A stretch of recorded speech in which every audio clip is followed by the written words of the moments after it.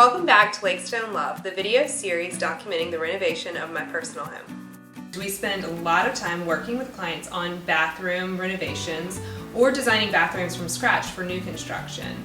I personally love the process because it's so much function and so much aesthetics all blended into one. It's really fun to go from designing the floor plan and the footprint, what goes where, making plumbing selections, tile selections, and designing the cabinetry. There's just so many details and there's so many options. Welcome to the master bathroom. This space has changed a good bit in demo. There were some structural changes that we made to kind of increase the space, and now we can make it more of a modern functioning bathroom.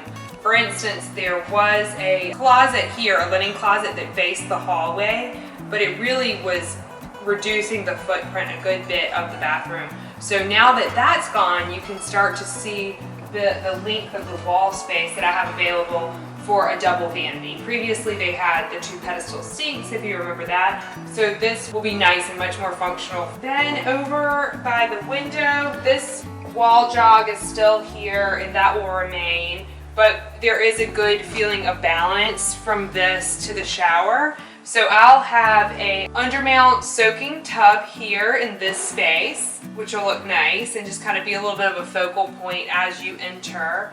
And the footprint of the shower will stay the same. We're gonna have a steam shower, excited about that. So it'll be all tiled, the ceiling, the floor, the walls, and just have one swinging glass door. For a steam shower, that door will need to go all the way up.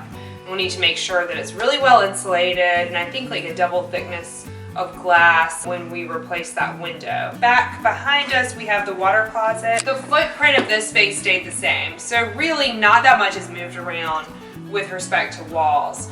One thing I did catch after demo is I realized how narrow the entry to the space is.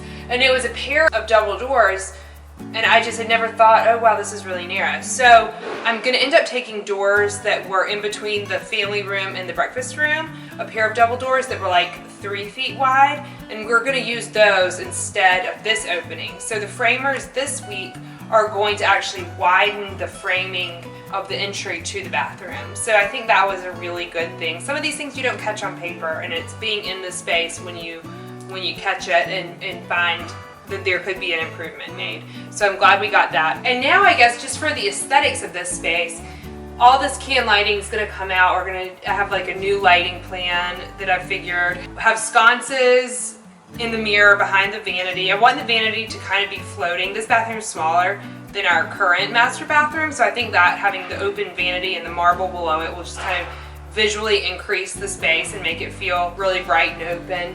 And then hopefully these walls will be clad in marble, and then also have kind of the stiles and rails out of a different marble. I think it was being in France and just seeing all the marble on marble and the paneled walls at Versailles that were out of marble, and the French are just not afraid to mix like two really heavy veined marbles. And I think here I've been more likely to showcase a marble with lots of veining by having something around it or near it to be less veining and more of a consistent pattern throughout. So that really opened my eyes to how pretty these veins could be together without competing, and I'm a bit of a maximalist anyway.